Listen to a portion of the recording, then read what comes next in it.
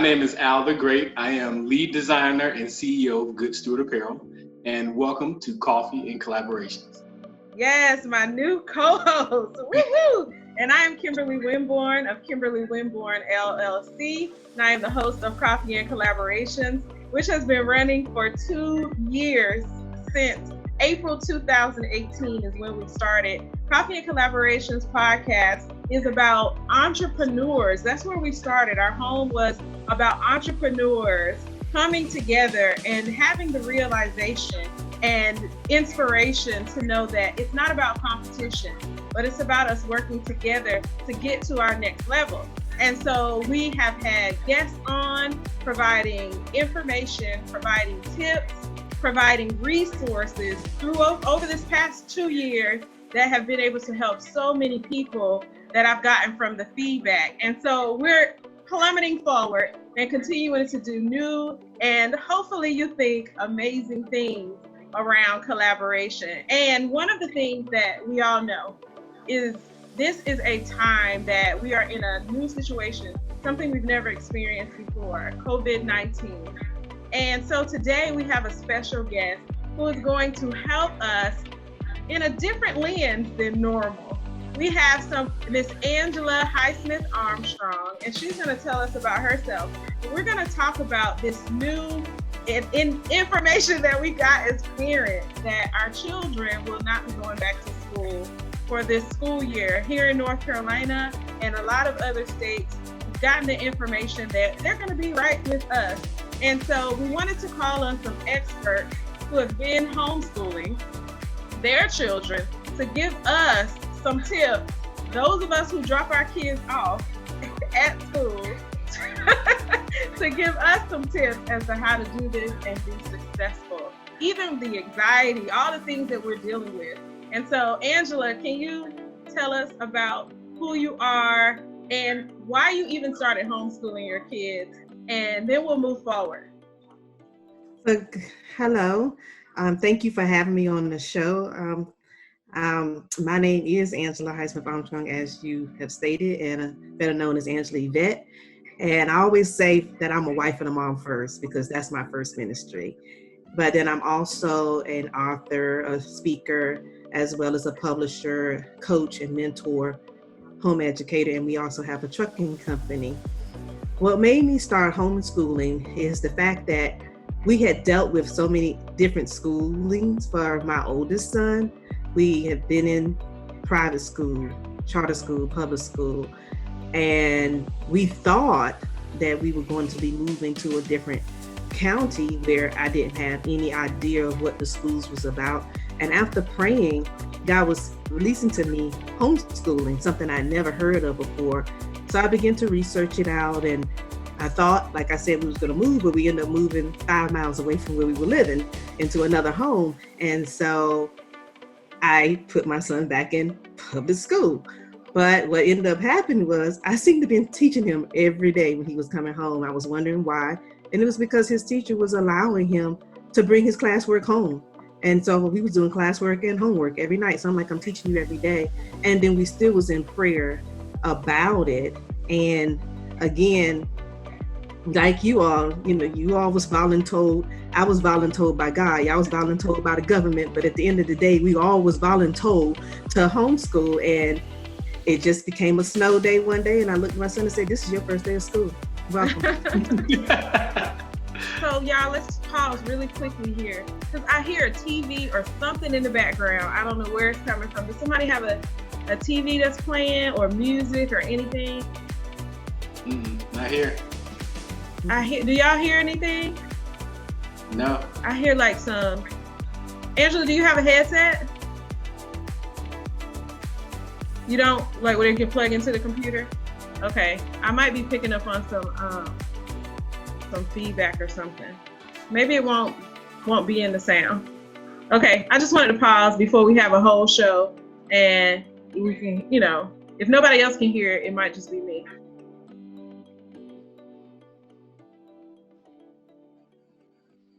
Okay. I don't hear anything. Yeah, I'm trying to figure out how we start back up. Were you finished with that part? Okay, then Al, you can bring us back in with the follow-up and the first question. Okay. All right, we'll of course edit all of that out. So she had just told the story of how she started homeschooling and a snow day became school every day. Okay. All right. You ready? Okay. Angela, thank you again for joining us. That is a very unique story. Like I've never heard homeschooling start that way. So that's a very unique story. And I know it has to be really hard with wearing so many hats. And I really have to kind of applaud you for being able to homeschool and being able to do all these other things. Definitely. You definitely get the Supermom Award. Yes. She has to tell us, like we were talking before the show, but you have to tell us all what it is, the audience, what it is that you do, so that they can know all the hats that you wear. But let's try to skim it down to less than 15 minutes. Well, I don't think it's going to take me 15 minutes to tell you everything that I do. But again, I am pastor of Powerhouse of Faith Ministry, where we have Cafe for Women and Creative Connection and a meal of moving a message as a part of that ministry.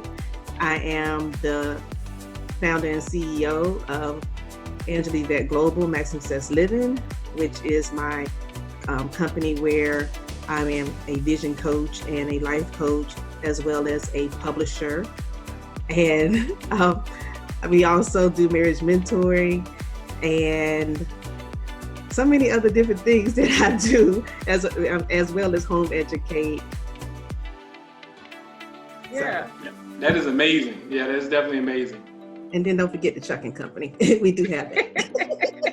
And look, and one to grow on. One to grow.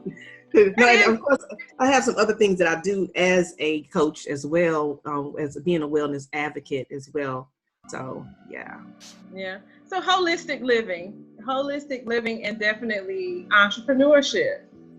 Absolutely. Absolutely. Amazing. So one of the first question we wanted to ask you, Angela, was throughout this time. So parents are stressed, and I know like me, you have this thought: how much time should my kids be spending on doing homeschooling or just education throughout this time?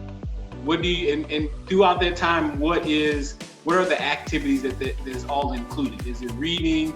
Is it online instruction? Do you put a little art and PE in there?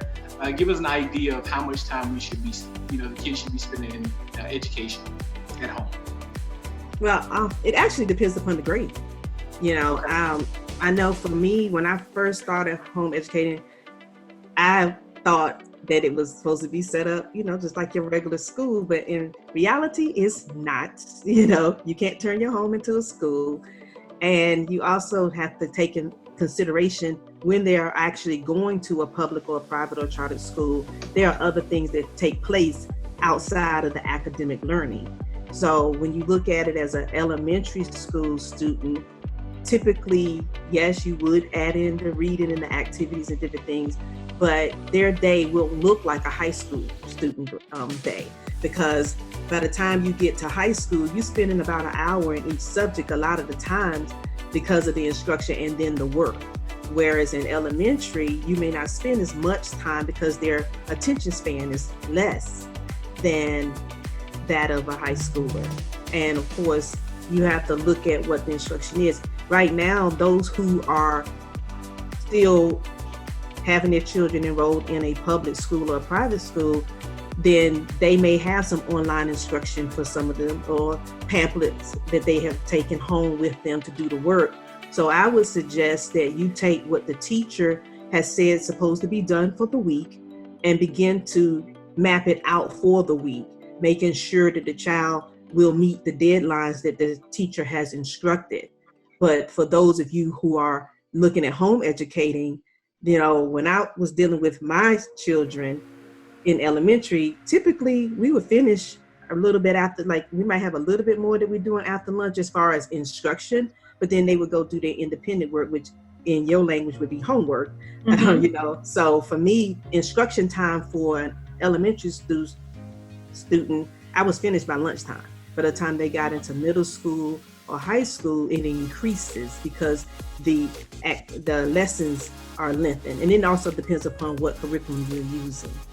Yeah, that just made me think of a question. So, do you know how in regular schools there's graduations and all that? Like, so 5th grade, kindergarten, and high school. Do you do that with your homeschooling kids? Do they have graduations at all those levels? Yes.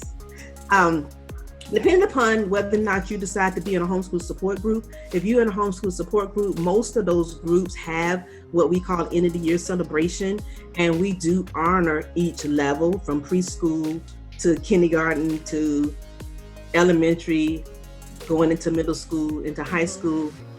We do honor that in those homeschool support groups. But even as for me in my house, we have done that because for me, I split everything into 4. So, preschool is that 2, 3, 4, 5-year-old, and then you graduate, and then you go into elementary, which is the 1st, 2nd, 3rd, 4th. Middle school for me is 5th, 6th, 7th, 8th, and then high school is 9th through 12th. Okay. So we do celebrate each milestone that each child has. Yeah, that's good. And I'm thinking about, all the seniors and all the 8th graders and all the 5th grade, all these different stages where you look forward to something, but they're having to be canceled as a result of COVID-19. And so if you had a senior or somebody at a level where they're about to hit a milestone, what do you recommend for a parent? I was thinking of having a couple of events after this to just, highlight those kids and have a celebration. What do you recommend, though, for being in home as an activity or something to do to celebrate it, even in these circumstances? Well, you know what? I do have a senior that's graduating this year. Mm-hmm. And so we, for us, our graduations will look different for each child, only because each one of our children are different. For my oldest son, we actually had a actual full-fledged graduation, with a commencement speaker and all. We had it all for him, Nice. And we put together the class of 1, for 2012, but he had that. But he did not wear the cap and gown and all that because he didn't want to do that. But I did ask him to put the cap on, at least to turn the tassel.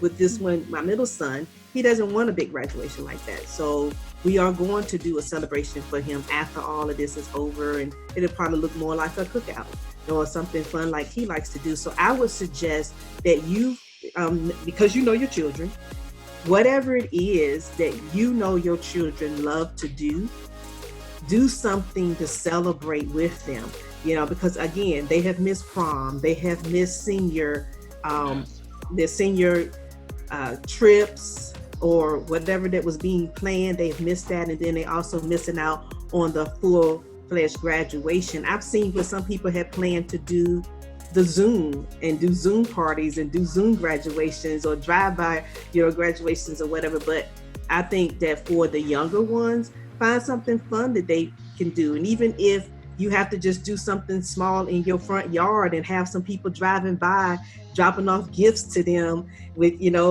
and celebrating them during that time, that would be awesome too, until we can get out of this pandemic and be able to go back into going into places. I think that would be something that they would enjoy, to see their family coming by and waving at them and, celebrating them and giving them gifts and stuff. That would be something that I know a little one would just absolutely love. Yeah, definitely. Angela, what do you think? Because you are one of those women that wears a lot of hats. So for other parents that are still working from home, having to do meetings, having to do calls, all these other things, what are some things that they can have their kids do while they're balancing calls and meetings and all these other things they have to do with their regular job?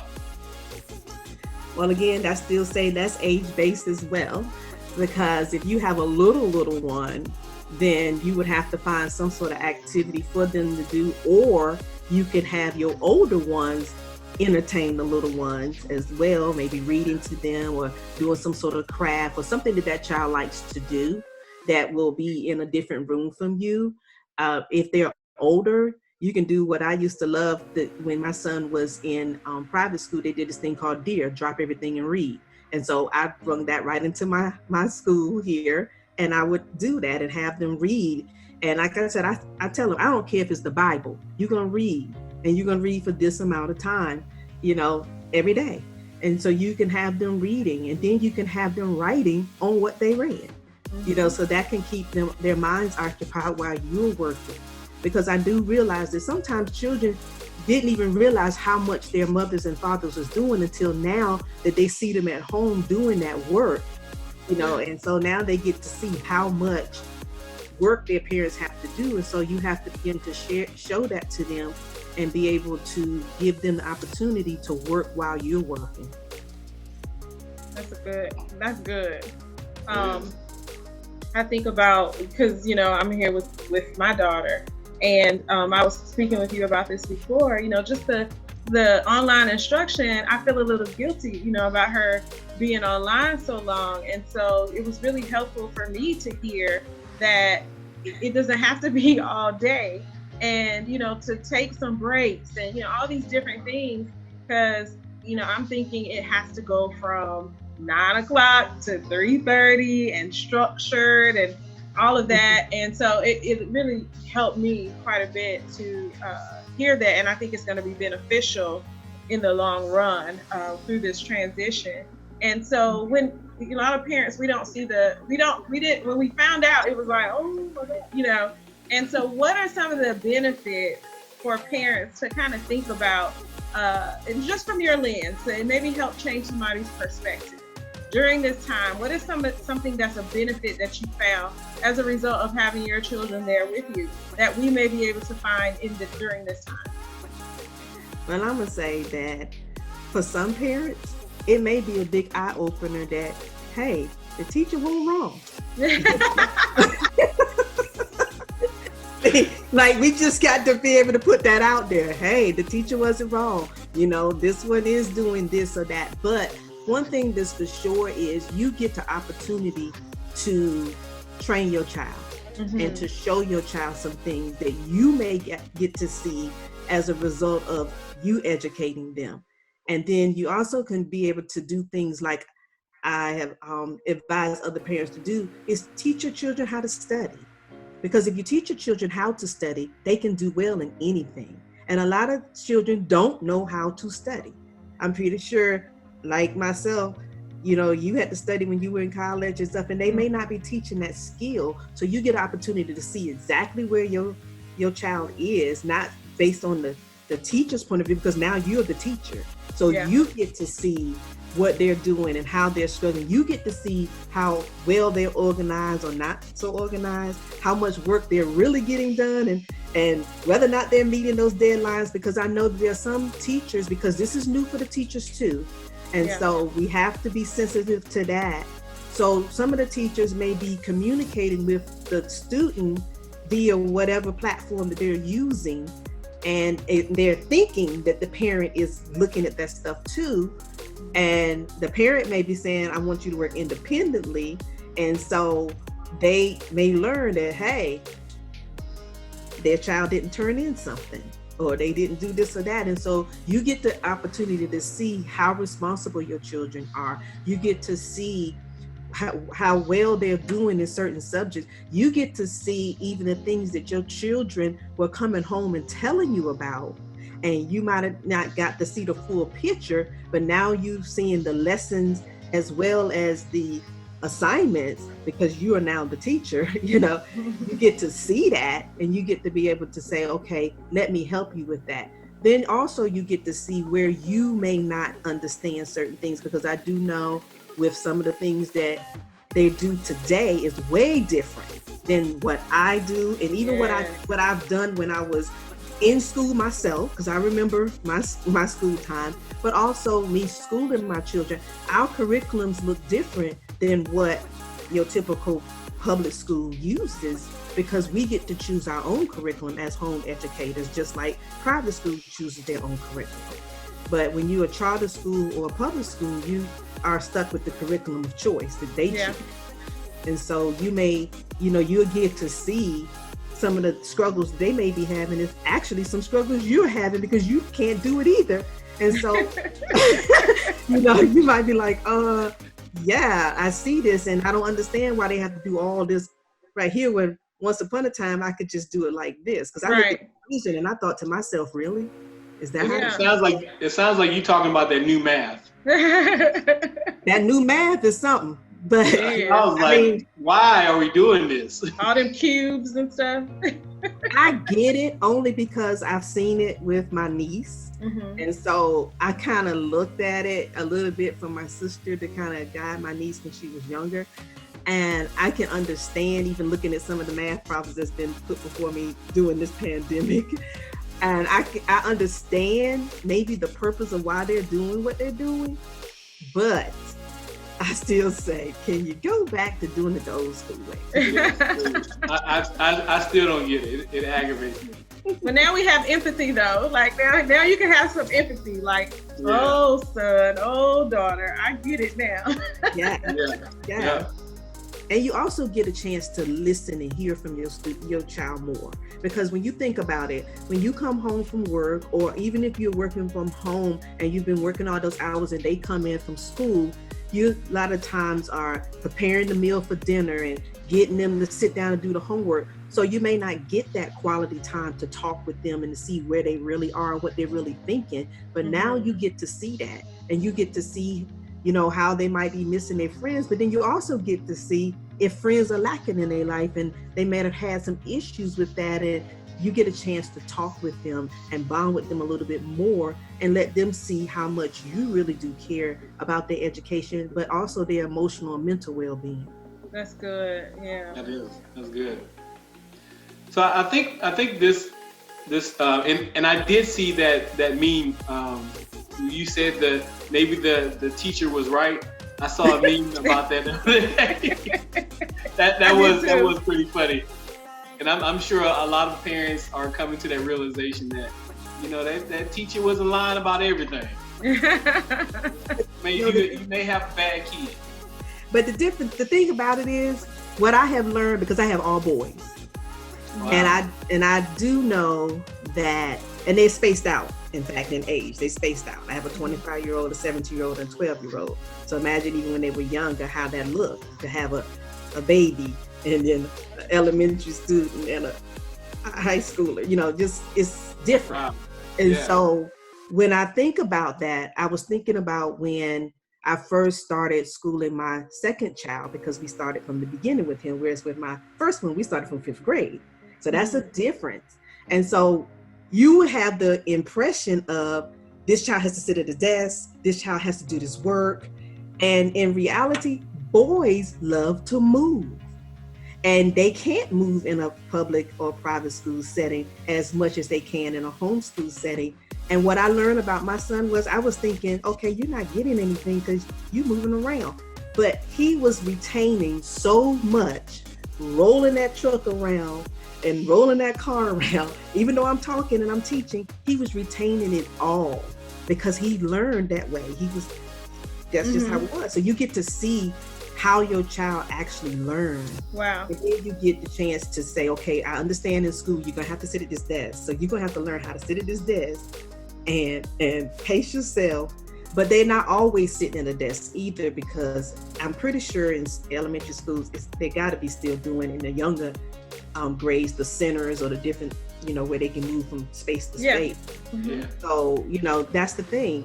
I think they realize that children have to move, but some want to move a little bit more. So of course they can get labeled as being hyper or ADHD and all these other things that the children may not actually be. It might be just that they just like to move and learn. And so that doesn't make them a bad child. It just makes them a different type of learner, but they can't do it in that environment.